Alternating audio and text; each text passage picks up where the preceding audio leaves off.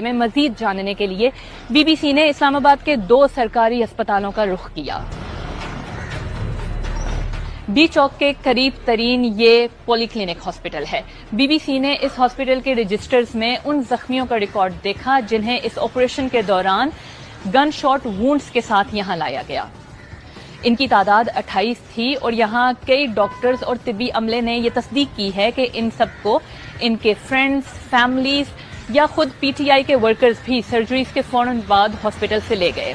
یہاں موجود کئی ڈاکٹرز نے بی بی سی سے بات کی ہے اور انہوں نے اپنا نام ظاہر نہ کرنے کی شرط پر یہ بتایا۔ ہم نے آج تک ایک رات میں اتنی سرجریز نہیں کی ہیں جتنی آپریشن کی رات کی گئیں۔ بعض زخمی اس قدر تشویشناک حالت میں آئے کہ انہیں اینستھیزیا دینے کا انتظار کرنے کی بجائے ہمیں سرجریز شروع کرنی پڑیں۔ بہت سے مریض ایسے تھے جن کا خون بہت زیادہ بہہ چکا تھا۔ ہمارے پاس گزشتہ رات کم از کم 45 اور 55 کے درمیان ایسے شہری لائے گئے جنہیں گولیاں لگی تھیں۔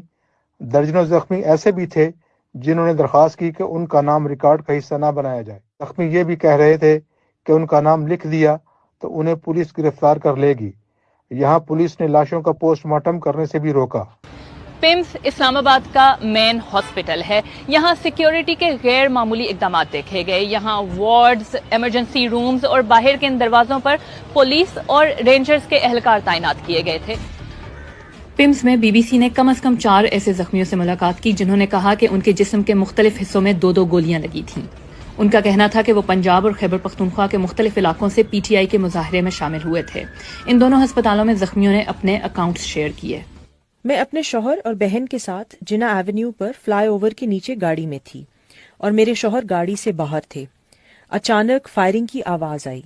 میں نے سوچا یہ آنسو گیس کی شیلنگ والی فائرنگ ہوگی۔ لوگ بھاگ رہے تھے۔ پھر مجھے اپنے شوہر نظر آئے۔ وہ دونوں ہاتھ سڑک پر رکھے گھٹنوں کے بل ایسے بیٹھے ہوئے تھے۔ میں ان کی طرف بھاگی۔ ہر طرف فائرنگ ہو رہی تھی۔ صرف چیخیں تھیں، بس صرف چیخیں۔ ہر بندہ اپنی جان بچانے کے لیے بھاگ رہا تھا۔ وہ قیامت تھی، جیسے جنگ ہو رہی ہو۔ میرے ہاتھوں پر میرے شوہر کا خون ہی خون لگا تھا۔ میرے خیال میں یہ 5 بجے کا وقت ہوگا جب میں ایکسپریس وے پر تھا۔ اچانک فائرنگ شروع ہوئی اور میرے سامنے جو آدمی کھڑا تھا اس کے سر میں گولی لگی۔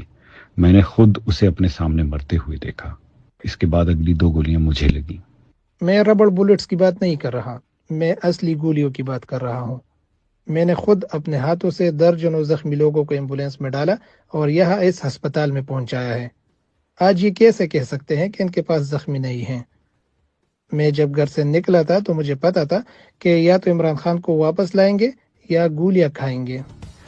ان ہاسپٹلز میں ڈاکٹرز اور طبی عملے کی جانب سے یہ دعویٰ کیا گیا کہ پولیس حکام نے انہیں لاشوں کا پوسٹ مارٹم کرنے سے روکا۔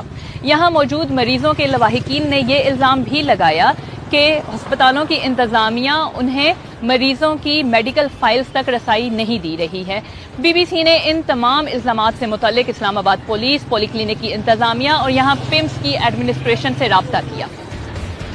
پمس انتظامیہ نے کہا ہسپتال میں تمام زخمیوں کا علاج کیا جا رہا ہے، تاہم انہوں نے دیگر سوالوں کا جواب اب تک نہیں دیا۔ لیکن اسلام آباد پولیس اور پولی کلینک کی جانب سے لاشوں کے پوسٹ مارٹم اور پولیس کے دباؤ سے متعلق کوئی جواب نہیں دیا گیا۔ اسی تمام انفارمیشن کے بارے میں بی بی سی سے بات کرتے ہوئے حکومتی وزیر عطا تارڑ نے تمام الزامات کی تردید کی اور اسے پروپیگنڈا قرار دیا۔ The hospital authorities, both the hospitals. باری میں تو آگے آ جاتا ادھر جام آ